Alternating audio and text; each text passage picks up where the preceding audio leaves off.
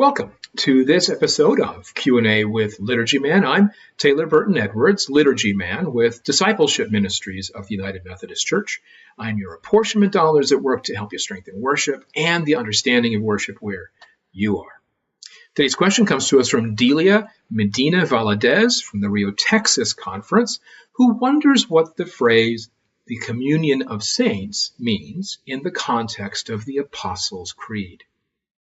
It's a great question for this time of year, particularly as we're about to celebrate All Saints' Day or All Saints' Sunday in just a couple of weeks. Well, as I mentioned to Delia when I responded to her question in email, the United Methodist Church does not include either the Apostles' Creed or the Nicene Creed among our doctrinal standards.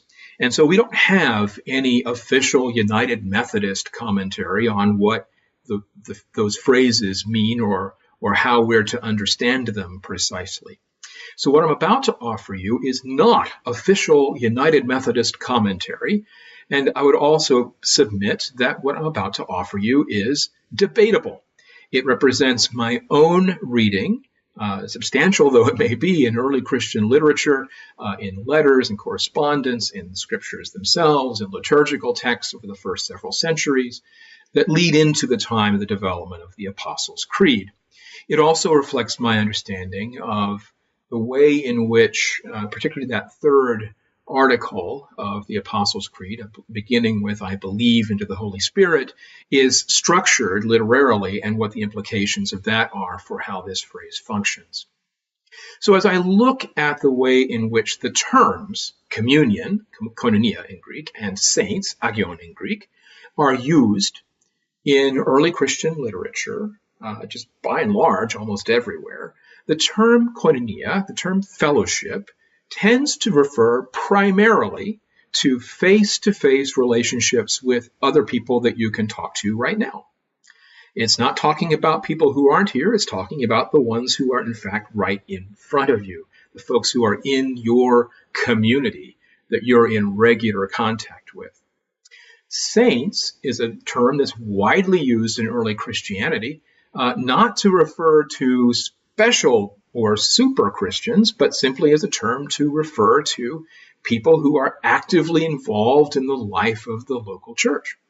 So if you put together this phrase, communion and saints, as I read it, I think perhaps not a bad paraphrase for that might be something like the local church. It's that fellowship of saints, that fellowship of believers, that face-to-face set of relationships you have with other Christians on the most regular basis. And certainly in early Christianity, that would mostly have been with the local church, the local community of Christians with which people were active, because not that many people were all that mobile to have that kind of face-to-face relationship with people all over the world. So, communion of saints, I think, really means the people that we would come into contact with most frequently as Christian believers, the local church most likely. I think that's also supported by the structure of that third article of the Apostles' Creed, which moves from the sort of more inclusive to the more concrete. It moves from the more hard to define in a way to the more clearly definable. And you can see that in the structure of that third article, which begins, I believe into the Holy Spirit, who is God, who is everywhere, who is all comprehensive. Then I believe into the Holy Catholic Church, which reflects that fellowship of all believers across all time. And so it's still a very large, comprehensive category. And then the next one is communion of saints, which does not refer to everyone, but as I say, I think it simply refers to the local church. And so if you have this sort of concatenation that's going on, you can think about it as those Russian dolls that have one doll inside the other, then the way that is structured is moving from Holy Spirit to the Holy Church everywhere across time to that group of believers with whom we have face-to-face fellowship on the most regular basis, probably folks in our local church or the local churches in our broader community.